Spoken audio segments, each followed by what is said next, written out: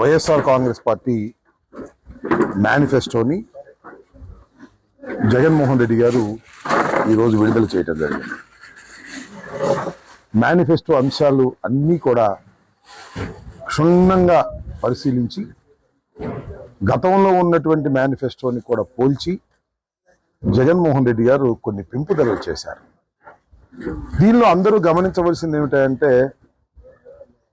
Telugu Desam party, Chandrababu Naidu super 6లు, super 8లు, super 10లు అంటే ఆచరణ యోగ్యం కానివి. ఏదో వాగ్దానం చేసేస్తే సరిపోతుందిలే, ఎన్నికల్లో చేయకపోయినా పర్వాలేదు అనుకునేటటువంటి మనస్తత్వంతో చంద్రబాబు నాయుడు గారు ఆచరణ యోగ్యం కాని అనేకమైనటువంటి సూపర్ 6 లాంటివి ప్రవేశపెట్టి ఏదో హైప్ తీసుకొచ్చి ప్రజల మెప్పు పొంది మోసం చేసి ఓట్లు వేసుకోవాలని అనుకుంటున్నాడు. కానీ జగన్మోహన్ రెడ్డి గారు ఏదైతే చెప్పానో అది చెయ్యాలి అనేటువంటి పట్టుదలతో ఆచరణకు యోగ్యమైనటువంటివి మాత్రమే వాళ్ళు ఇవ్వటం అనేది ప్రజలు గమనించాలని సందర్భంగా నేను మనవి చేస్తున్నాను. జగన్మోహన్ రెడ్డి గారు గత ఎన్నికలకు ముందు విడుదల చేసినటువంటి మేనిఫెస్టోలో 99% వాగ్దానాలను నెరవేర్చినటువంటి వ్యక్తి జగన్మోహన్ రెడ్డి గారు.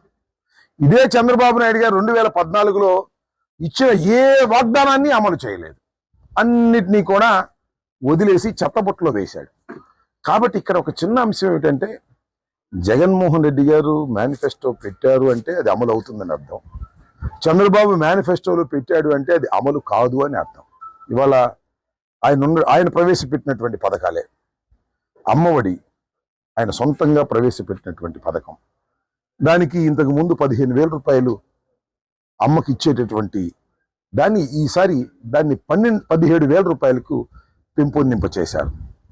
అలాగే మరి చెయ్యూత, అలాగే కాపు నేస్తం, అలాగే ఈబీసీ నేస్తం, వాటన్నిటినీ కూడా ఇంతకు ముందు ఉన్న వాటికన్నా కూడా పెంపుదల చేసి వాటిని అమలు చేస్తానని చెప్పినటువంటి సందర్భం ఇది. దానితో పాటు 0 వడ్డీ మీద 1,00,000 రూపాయలు ఇస్తే ఈసారి 3 లక్షలు ఇచ్చేటటువంటి కార్యక్రమం.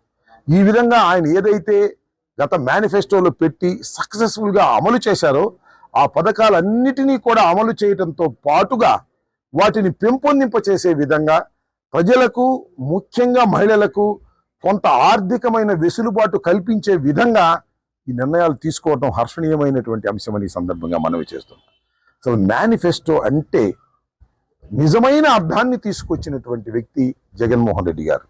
వాగ్దానము అంటే నిజమైన అర్థాన్ని తీసుకొచ్చినటువంటి వ్యక్తి జగన్మోహన్ రెడ్డి గారు.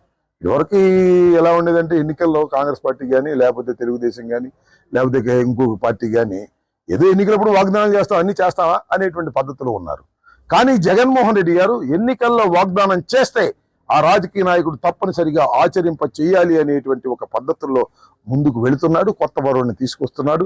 ఇవాళ ఆయన తీసుకున్నటువంటి నిర్ణయాలు, వాగ్దానాలు చాలా అమలు చేయడానికి ఆస్కారం ఉన్నటువంటివి అమలు చేసి చీరుతారు.